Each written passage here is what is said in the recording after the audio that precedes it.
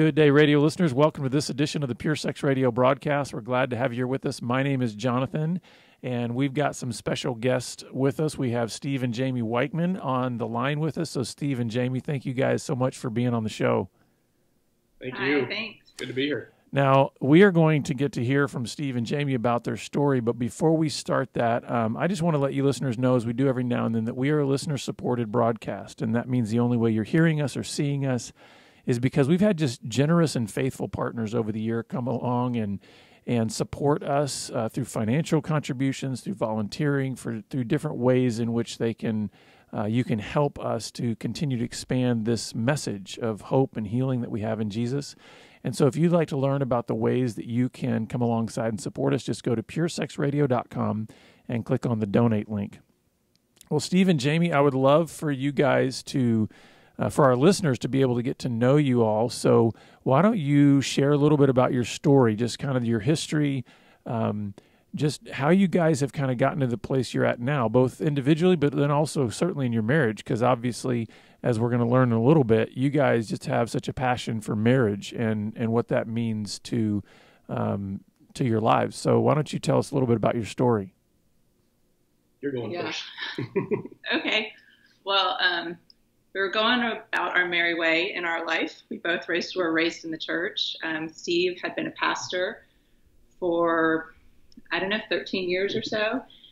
And we're starting to just carry the weight maybe of life and ministry. And things were just getting heavier and heavier.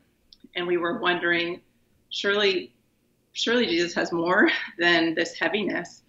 We got to the point that Steve was really burning out in ministry. And we were both worried he was going to leave through a hospital, either through a heart attack or maybe even a mental breakdown or something. It just got hard.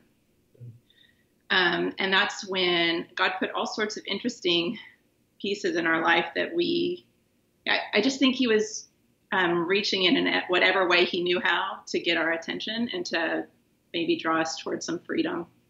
And it was interesting, Jonathan, that I remember at the time we got to that, which leaves a whole lot of the story, like how we met and all that way back in the past. But as we got to that point where I was just feeling like when I come home, I loved home. Home felt good, but I was blah, and there wasn't much left to me. And I remember being a little jealous of Jamie and where she was in relationship with some of her friends and with God. But when I look back now, I see that God was preparing her for getting me ready to make a really big leap. That we're both firstborns, so we do everything by the book. We're both planners. Nobody ever worries about us. And nobody, our parents always said, we don't check in with you because you guys are okay. And then it was in 2015, January 2015, that I resigned my position as a pastor. We sold our house, and the two of us and our 4 kids all hit the road for 6 months to wait on God and see what he was going to say to us and what he had next for us. Now, I love y'all's enthusiasm, but we got to back up because it's like, okay, we want to get to the good stuff. We want to get to like all that God is doing now, but I think we need to set the stage in terms of the context because it's been a long road. And so why don't you, Jamie or Steve, why don't you share with us just some of your history related to sexual brokenness and some of the things that you were maybe dealing with or maybe not dealing with even during those years as a pastor, and where did all that begin? Because, I can imagine some of our listeners are going, okay, wait a second. Steve sort of just jumped over that. Well, that stuff happened way back, when we first met and all. We want to get to that. We want to hear that because I think it will help establish why are y'all so passionate now and why are you guys so excited? So, Steve, why don't you take us back in your own story and give us a little bit of a detail on that? Well, as Jamie said, we both grew up in the church. So my family was just super involved. And I went to a school that was at my church from kindergarten through 8th grade. All of my best friends were there, a small group, very close-knit group of people. And I would say I always thought that probably somebody I was going to school with was going to be my wife someday, and that was not the case. We were just so close. And as I got older, I remember going through the dating time, especially when I went off to college, and I got real lost during that time. And there was so much about what I grew up with in the church that just never really talked about that. It wasn't really a part of, we learned about Jesus, we learned about God, we learned about family and respecting your parents, but there wasn't a lot of discussion around dating or sexuality or anything like that. So I remember the day her family came to church. I was in college, and I remember her walking in with her sister, and I was like, oh, wow, I want to know them. And unfortunately, I asked her sister out first. We went out once, and it was pretty clear pretty quickly that the one that I wanted to ask out was Jamie. And so God gave us some time to get to know each other. Our families got to know each other really well. And that's actually how we courted, is our families became friends first. It was refreshing. It was very different than any of the dating I had done, which I would say ended up in a lot of brokenness. Now before we go too much further than that, I want to now flip over to Jamie, and why don't you take us from your history to that point then of when you met Steve? Kind of what was your background? What were some things that maybe were part of your developmental stages regarding dating, or just the environment you grew up in regarding issues of sexuality and all of that? And then we'll get to what was it like when the two of you started building a relationship. Yeah, okay. So I grew up in a very, very strong church family. Well, my mom was really strong. My dad was, he showed up. He led the basic prayer at mealtimes. But we were at church all the time. We went to a church school. And I think I was raised really under the weight of the rules of religion. Do this, don't do this. Well, mostly don't do this. Right. And I worked really hard not to do that. So everything I was pretty clear on not doing, I tried really hard not to do. There's a lot of gray area in there. Sure. So as far as dating and sexuality, I remember being pretty flirtatious growing up. Seemed like a good, safe way to get attention. I didn't know anything bad about it. Like, as soon as a guy got too interested, I made sure I gave him the cold shoulder so he would know I didn't mean more than that, because that rule was clear. I actually got that Yeah, when I first tried to get close. So I remember asking some of my leaders at some point when I got into high school and started dating a little more, and guys were more interesting to me at that time. I remember really trying to pin my youth directors and some of my Christian church school leaders on, now, where exactly is the line? Like, I know you're not supposed to have sex, but I was starting to dabble in some things that I was starting to feel a little guilty about. And I was like, but where is the line? And nobody would ever give me a line. So I wish they had, because I think I would have done some things differently if I had known a different line. Yeah. I don't know. So that was kind of the way I interacted with all that growing up. So then obviously Steve, flips out when he sees you and meets you and starts pursuing you. What was that then? What was your response to that? I mean, how did things begin to develop in that early stages of the dating relationship between the two of you? I think we had both made enough mistakes by that point that we wanted to do this one right. And so we were really pursuing God in our relationship. But like, I actually moved home for the summer to go on a mission trip with him, and I'm like, he's a good guy, like a good guy. I was trying to talk myself into liking a good guy. But it was so scary to like a good guy. I had a lot of fear about, I had a lot of low self-worth. So I'm curious about how your self-image played into maybe the struggle of liking a good guy, or were those two distinctly different things in your mind? Yeah, that's a good question. In other words, what was the fear behind liking a good guy? Oh, yeah. So if he saw me as I really was, there's no way he'd like me. I knew it. I knew eventually I'd do something that would hurt him or show him my real self, and he'd leave. So that was maybe part of the connection between the self-image issues of seeing yourself maybe through a shame grid. I'm not good enough, fill in the blank, whatever was the way you would down yourself.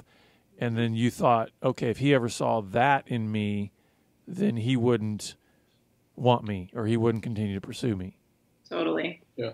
Totally. Now, Steve, on your side, did you have any kind of shame grid yourself in terms of either self-image or just how you saw Jamie, or did you have any fears going into the relationship? What's really interesting is I've not heard the word shame grid before, but mine was so deeply buried it didn't come out till later in marriage. Okay. I was very confident, and I really liked her, and I was way more convinced that she was the kind of person who would be a good wife than she was. And so I actually would get frustrated with her of how she felt, how she talked about herself. But God somehow, I don't know how, but he kept me patient, somewhat patient during that time, and allowed me to keep pursuing her, which is actually what ultimately, when she broke up, not even that we were really, I'm not sure you would ever consider that we were dating at that point, but she finally said, I don't want to go down this path. And I cried so hard I lost a contact and had to drive home without being able to see and all that kind of stuff. And so wait a second here, Jamie. What happened? So how long is this into the sort of quote unquote dating or semi-dating that you put the brakes on? Yeah. So our first date was in December, but I moved home for the summer. So I was in college. So May, I moved home and I said, I'm going to give this guy a chance. And we spent a lot of time together that summer, just good time. And it was late July when I finally said, I have tried so hard to like you and I don't like you. Really? Yeah. Yeah. So, well, now we know why you lost a contact, Steve. How did you, so obviously, Steve, that's devastating to you, right? Yes. Yeah. So what happened next? So it's funny because we kept track of most everything. The week after this is really hard to figure out exactly what happened, but I stayed near. I know. Let me answer. He's not remembering. So that was crying a lot. That was like that was like a Thursday or Friday night, and I said, maybe we can just still be friends. Right. He said, I don't think I can do that. And I'm like, figures, right? So Sunday morning, he came up to me and he gave me a letter. Do you remember the letter? Yeah, I do remember the letter. The letter is what made all the difference. The letter said, this was not in his words. What the letter said to me was, the meanest thing you could ever do to me has not made me run away. I'm still here. Mm. So, and so for me, all of a sudden, he became safe to me after that day. And things moved very quickly after that. Like the next thing you know, we were dating, like she would say we were dating, and we were engaged by the end of September. So, wow, that is quick. Yeah. But it took 6-7 months of keeping trying, and then ultimately her saying, I don't like you, and me staying near, that she was like, oh, okay, it's safe to tell him who I am, and he's not going to run away.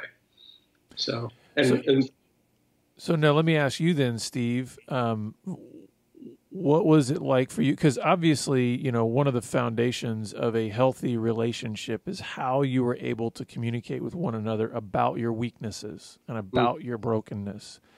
So it sounds like in some way, the dam broke a little bit for Jamie in maybe being able to feel like it's safe enough to share about maybe her weaknesses or some of her brokenness with you.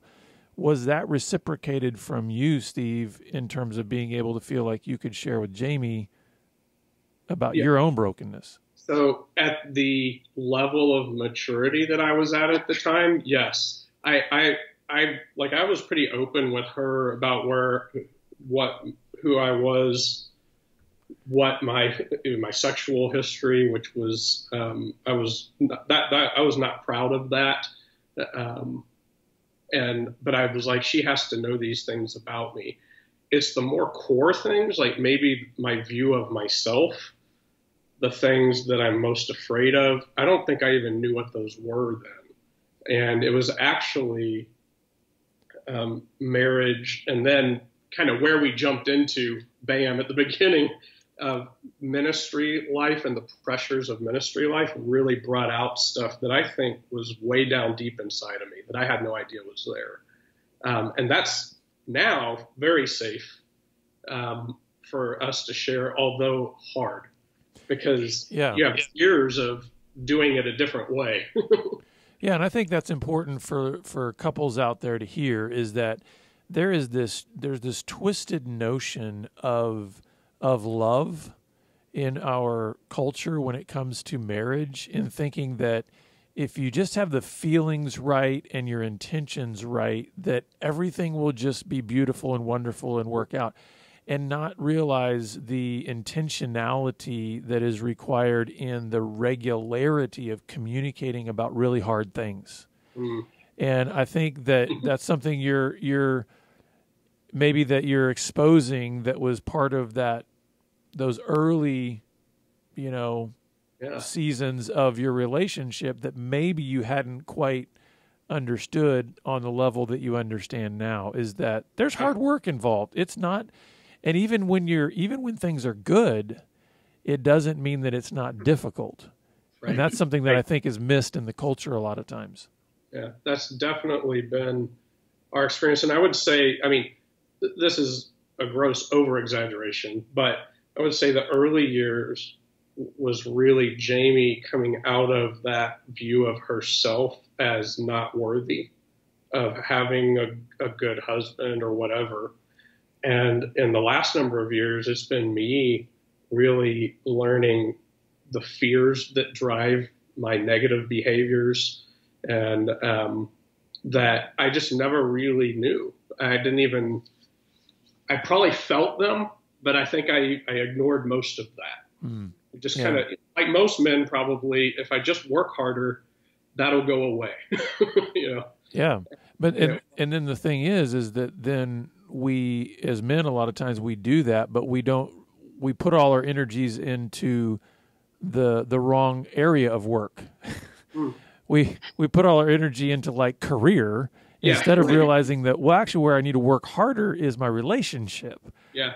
So let's go back to you guys eventually get married, and then take us from there. Like, what is that first year or two like in terms of developing the relationship as a married couple now?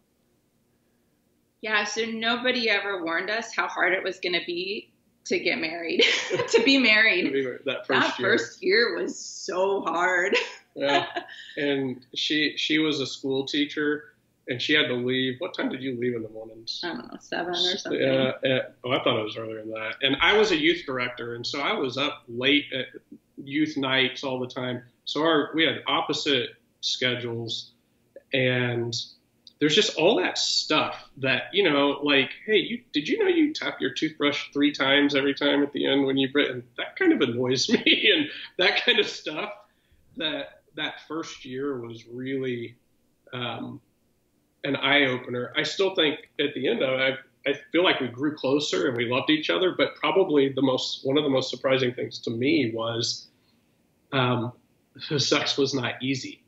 Mm-hmm. And that's probably where I first started to feel a little bit ashamed, is like, I feel like I should be better at this, and was not. and I didn't want to say anything about that, just felt it. And I think that's something important for couples out there to hear too, is because, again, this false romanticism that we have, put out there through media and all other kinds of things that makes it even say, well, sex should be easy. There should be no difficulties. Everything should just work out great. And the problem is that we have often reduced the expectation of sex to a single outcome, which is mind-blowing orgasms. Yeah. And not realizing that when we put the issue in the act of sex into the larger context of what God calls in terms of oneness in a marriage, all of a sudden it's part of a much fuller and richer and bigger expectation. So it's not, hey, it's this kind of narrow physical act that has to result in a physical pleasure, but it's like, wow, what does that look like in terms of the context of oneness? Now, I don't think there's any couple in their first marriage that has that kind of an understanding of the overarching implications of what sex means in marriage. So let's also be careful not to impose shame on our own histories or shame on those who are maybe experiencing that difficulty in their marriage. Yeah. And I think I don't remember when I started feeling this, but I remember at some point in our marriage started looking at it more of like exploration. Is like we get to explore each other, all of each other. And then there's something more of a adventure to it. And when you're exploring, it's not about getting something right or wrong. It's about learning more. It's discovery, right? Discovery. Yeah. And I remember thinking that at one point, but it's still very limited to certain aspects of our relationship that I think has changed dramatically as we've gotten older, is that there's a lot more of this other person to explore. And some of it's scary because it's so different than the way I see the world. So now, Steve, I'm hearing a shift in you when you got into marriage in terms of, hey, you said that you had been kind of this confident person, and now you're realizing, hey, things may not always come as easily as I had at first expected. Now, Jamie, you had said that kind of your grid before was some pretty heavy negative self-image issues. So what were some of the challenges that you faced, or maybe some of the shift in perspective that you were facing in these early months and years of marriage? So there's probably two like opposite ends of the spectrum, maybe. One is I finally found a safe place, somebody who felt like when I was mean, he would still love me. He wouldn't run away. There was a sense of safety there that I hadn't experienced before that was freeing, for sure.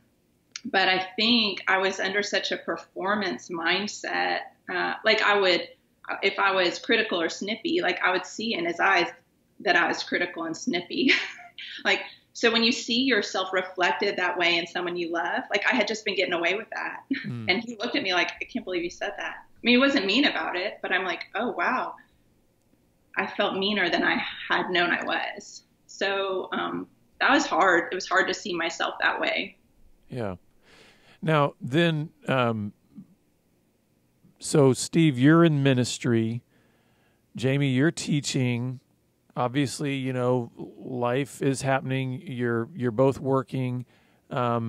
Kids come into the picture at some point. How did that dynamic shift things in your relationship?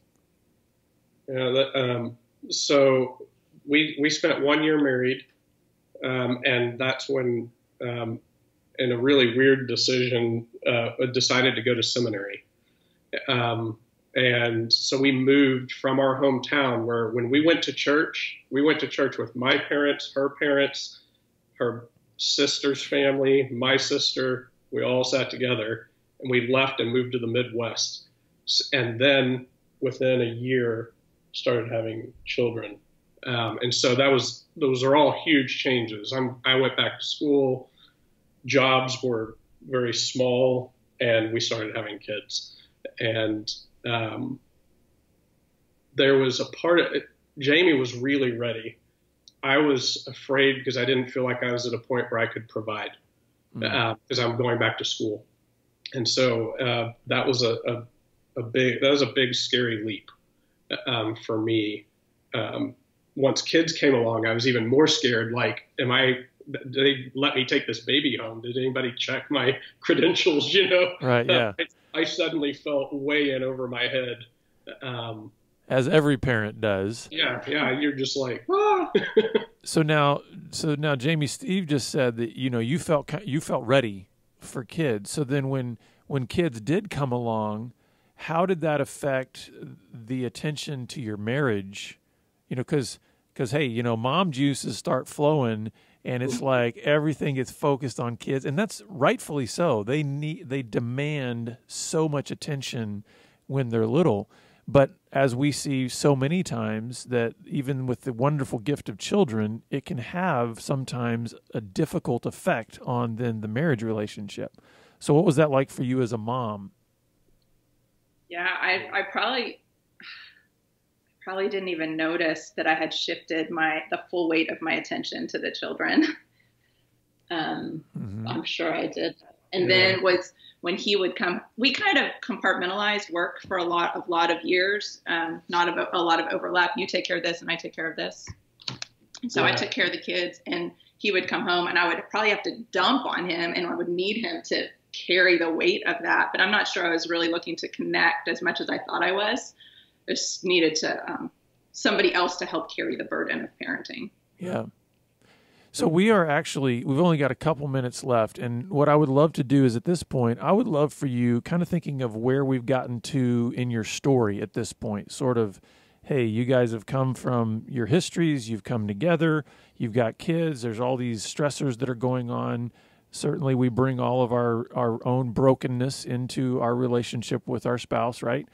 What would be some things that you would offer as just points of encouragement for maybe couples that are sort of into that stage that you were in at that point? What would you offer as just, Jamie, you to a wife out there, Steve, you to a husband out there, just as a point of encouragement as we wrap up?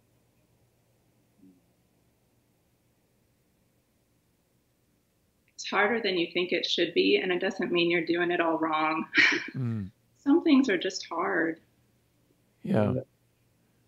And I would say that the things that have pulled us through the most, one has been, we've been able to be honest with each other.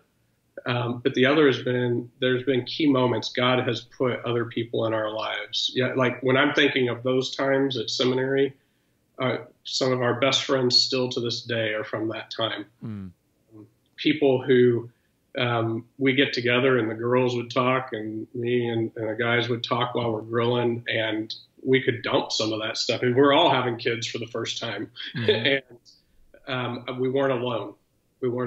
And it really helped. And they were people who pointed us back to the goodness of God and helped us walk through the muddy parts, the hard parts that we didn't know. So one of the things that, as we wrap up here, I'm hearing you say, Jamie, is that just because something's difficult doesn't mean that it's wrong or bad. Sometimes it's just difficult and it's okay. And what I'm hearing you say, Steve, is that it's critical, even in our marriages, that we have strong relationships with others. Sometimes we can kind of get into a tunnel vision, even in our own marriage, where we start thinking either everything is difficult, everything's bad, everything's going to... And we need perspective sometimes from outside to say, hey, don't forget to look up. God's still with you. God is still good. As we finish up here, how can people learn more about your ministry and get connected with you? Because there's a whole lot more that I want to unpack, and I want you guys to come back next time and share the rest of the story and then also a little bit more about your ministry. But how can people connect with you guys? There are two different ways. We have our story at dropnets.com, dropnets.com, and that's where our story is, especially the big part of leaving. And then the other place is breathelifetoday.com is our ministry is called Breathe Life. And that's the ministry we're doing for Christian leaders and their spouses. Awesome. Well, thank you, Steve and Jamie, for being on the program. Our pleasure. Thank you. And listeners, we're always glad that you're with us, and we look forward to having you back here again next time on the Pure Sex Radio broadcast.